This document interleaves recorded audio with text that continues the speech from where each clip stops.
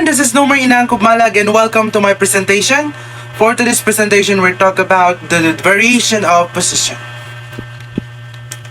So before we dive into the specific discussion or proper discussion, let me show you my outline of this presentation, which is we have the 5 outlines.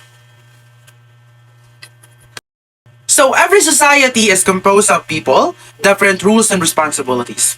So some individuals lead communities, others educate students, providing healthcare, produce food, or maintain peace and order. So these differences create what is called variation of position. So although the people have different responsibilities and levels of authority, every rules contributes to proper functioning and development of society. To begin with my presentation, let's start with the first section, which is the introduction and definition of variation of position. When we talk about variation of position, we are looking at how different people hold distinct social rules, statuses, and levels of authority within a community. Factors like education, occupation, gender, and age, culture, and life experiences shapes our unique place in society, helping keep everything organized by assigning clear duties to individuals and groups. So now let's proceed to our second topic, which is the characteristic, factors, and the types of social position. Let's first look at the key characteristic. Individuals hold or naturally hold different rules and responsibilities, and with every position comes specific rights and obligation. Some positions are inherited, while others are earned through efforts, and they are certainly changed over time. So most importantly, every single position, no matter how big or small, contributes to overall welfare of society. Continuing with the factors that affects our position.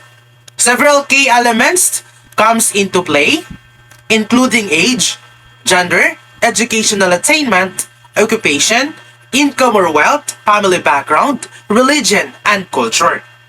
Together, all of these factors influence the opportunities open to us, the responsibilities we carry, the level of influence we hold within our communities.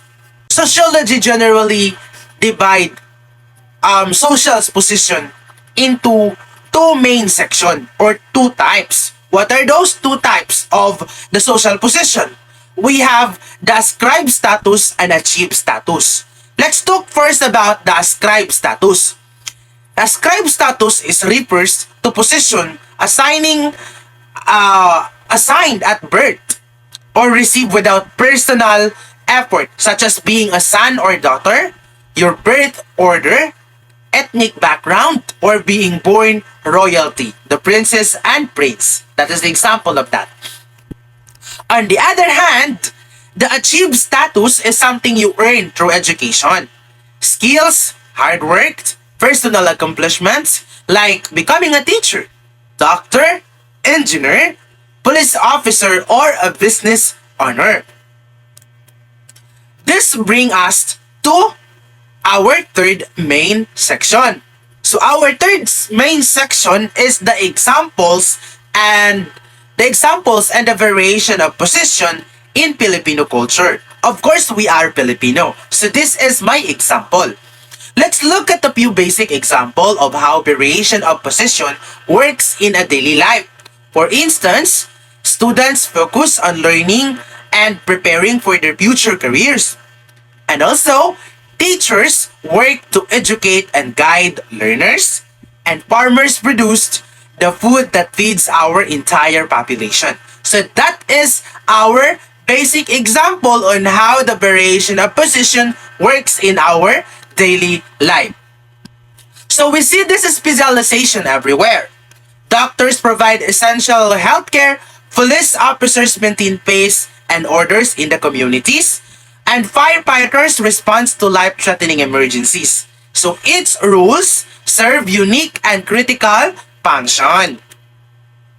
So bringing closer to home, we see clear example of variation of position right in Filipino culture. Filipino again because we are Filipino. Let's use this variation of position to not just our daily life but of course to connect to our culture.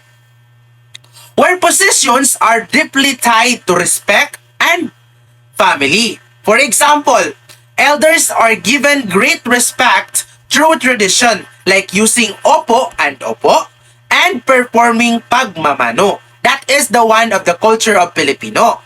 In the community, barangay officials leads local programs. Not all, but most of our local programs leads local official leads the local programs. So while within the home, parents serve as primary providers and decision makers in our house. So that is the Filipino culture or the example of the Filipino culture in the variation of position. So similarly in our culture, teachers are highly respected as a mentor. And of course, healthcare workers are valued of protecting public health and religious leaders guide the spiritual life of many communities.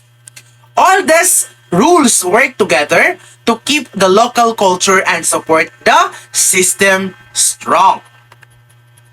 So now, let's examine our fourth topic.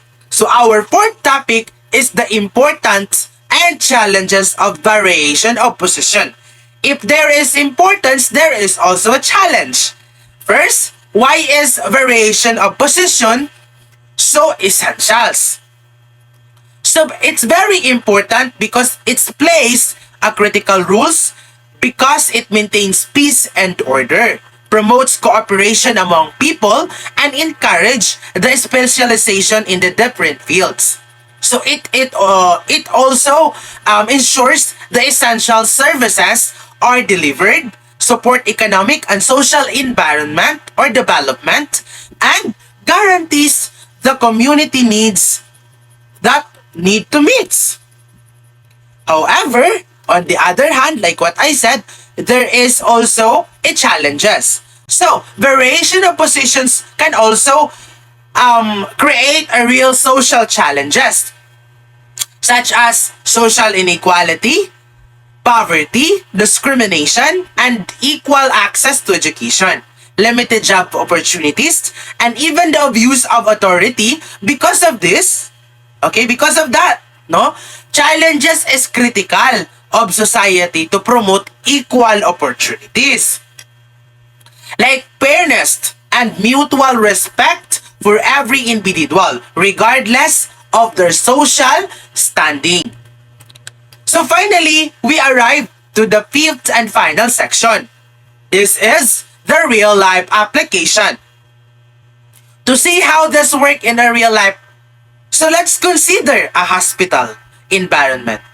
So imagine we are in the hospital environment. To apply this variation of position, so just imagine this. To apply it into our real life. Doctors diagnose illnesses, nurses care for patient, medical technologists perform lab tests, pharmacists prepare medicines, receptionists assist visitors, and janitors maintain cleanliness and sanitation.